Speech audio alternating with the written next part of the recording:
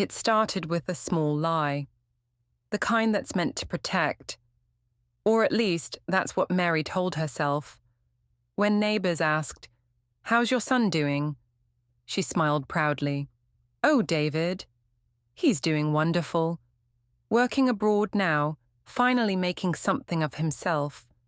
And everyone believed her.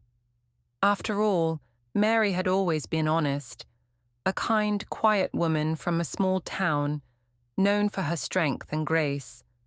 But behind that polite smile, Mary's heart carried a secret she couldn't bear to share. Her son wasn't working overseas. He was in a rehab center, just 2 hours away, fighting an addiction that had nearly destroyed them both. She hadn't seen him in 6 months, not since the night he broke into her house, searching for money. That night still haunted her. The trembling in his hands, the pain in his eyes when she said, "Leave David. Please, just go." So she built a lie instead, a soft, comforting story she could tell at church, at family dinners, at the grocery store checkout line. "He's doing great," she'd say. "I'm so proud." But every night she'd sit by the kitchen window, stare at his old car in the driveway and whisper, "Where are you, my boy?" Then one morning, the phone rang. A calm voice said, "Mrs. Coleman, this is the Riverside Recovery Center. Your son would like to see you." Her hands shook so hard she nearly dropped the receiver. "He wants to see me?" "Yes, ma'am. He's ready to talk." Mary didn't think twice. She grabbed her keys, her old sweater, and drove off, heart pounding louder than the car engine.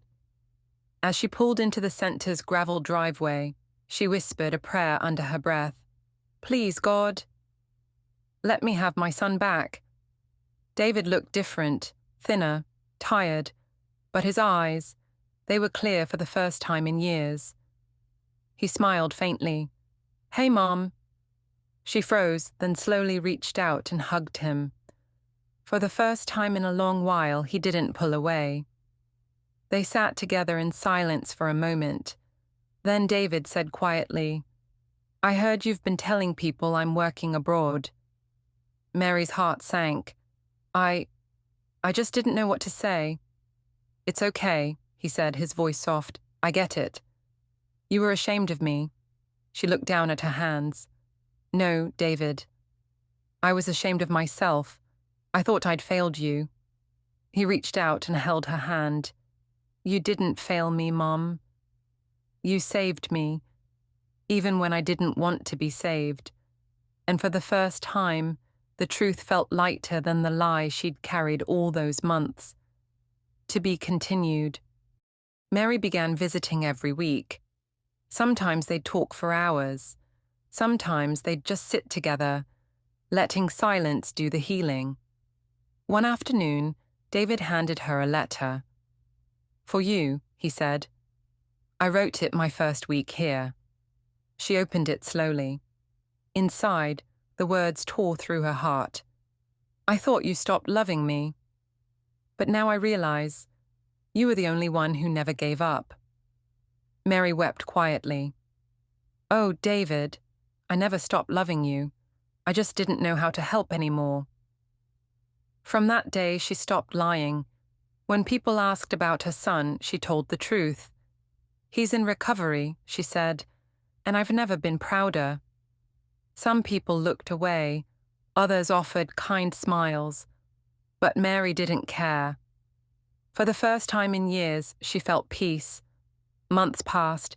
David came home, stronger, calmer, and full of hope. At church, when he walked in beside her, the whispers began, but Mary just smiled. "Everyone," she said softly, "this is my son. He's been on a long journey, and I'm so grateful he's home. No applause, no judgment, just quiet understanding, because everyone carries a story they don't tell."